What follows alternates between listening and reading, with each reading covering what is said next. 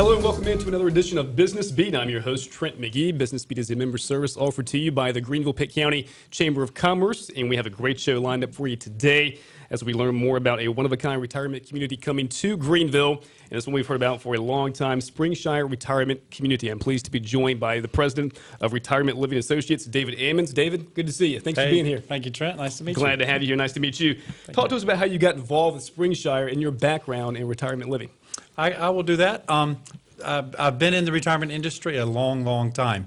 I got out of school in the mid-'80s, went straight to work at a large continuing care retirement community in Raleigh.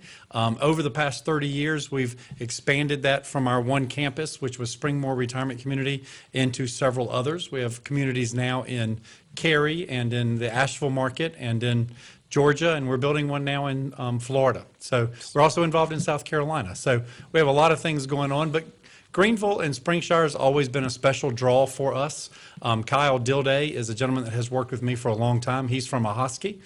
Technically, I was born in Dunn. I can't claim that I know a lot about Dunn. I left when I was a small child, but we do have a real affinity to Eastern North Carolina. And so Springshire has been a special community to us.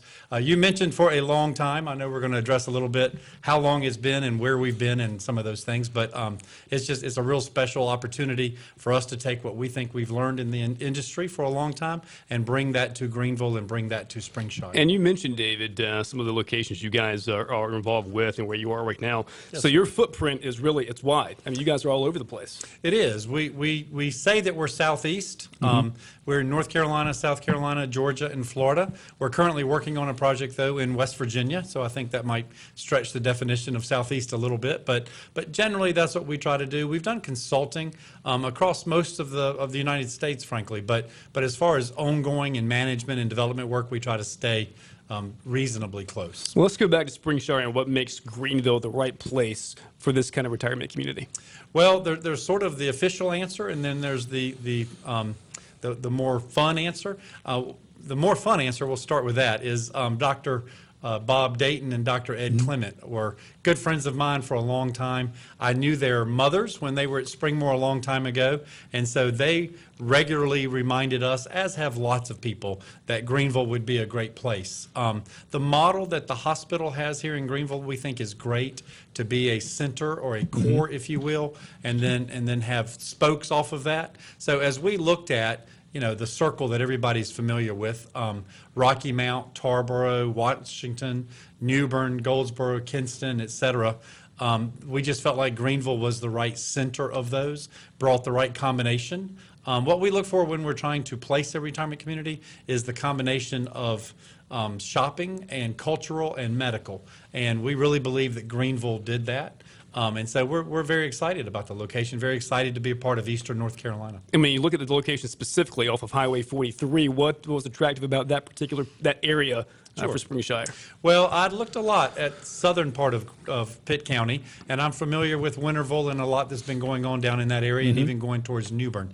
But we liked Rock Springs, we liked Ironwood, we liked the bypass. We like the way that bypass ties it to the whole northwestern direction from Greenville. Rocky Mount's been an important area to us. And quite frankly, our site is 70 plus feet above sea level. And so as we've learned as North Carolinians about flooding and different things, absolutely. I did not want to deal with that. We also are very happy about the fact that 43 becomes 5th Street. So it's interesting that if you tell someone who's been in Greenville a long time how to get to our site, they'll talk about going out 64 and then around the bypass perhaps. But we view it as like a 5 or 6 minute drive back to the hospital. It's like a 7 or 8 minute drive into town.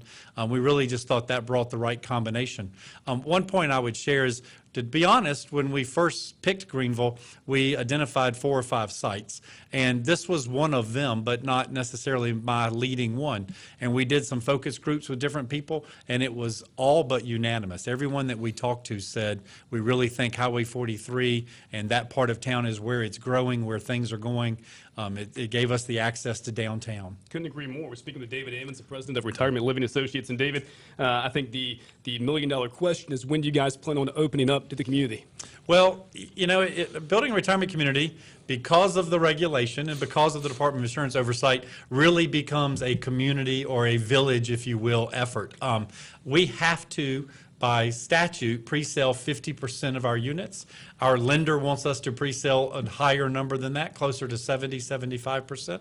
So we need 122 people to sign up, and then we'll break ground as fast as is possible. The finance side of what we do is ready to break ground. We as management and development are ready to break ground.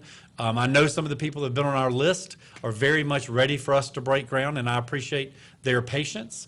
But we have to get our pre-sales. One thing interesting, we were on a really fast track to get there and to build Springshire in 2008 when the recession came. And as the housing market and different things presented themselves, it became obvious to us that we should hold on, not push forward right then. I'm glad that we did. I did not know that it would be 2017, but in '08, we knew it wasn't the time right then, and so we are where we are. Sometimes I worry a little bit that there's sort of a critique or a stigma, if you will, to how long it's been, but we don't view that at all. We believe everybody was ready in '08. We waited for good reasons, and we should be more ready now in 17. So. Dave, before we wrap up here, what do you think makes this community special for people looking at retirement living options? Well, we manage a lot of property, and I will tell you, while we work hard to make the services, the amenities, housekeeping, food service, everything perfect, what makes a community is neighbors and staff. So I've had a big function earlier this week, and I was reminded again, it's about community, it's about people, it's about fellowship, and all we want to do is create the community that allows that to foster. We're excited about that. Thank you for all that you're doing. Good to see you. Thank you, Trent. Good to see you David again. Evans, President of Retirement Living Associates, and we're excited about Springshire and all it has to offer. Stay tuned. We'll speak with a future resident of Springshire. After this, more Business Beat to come.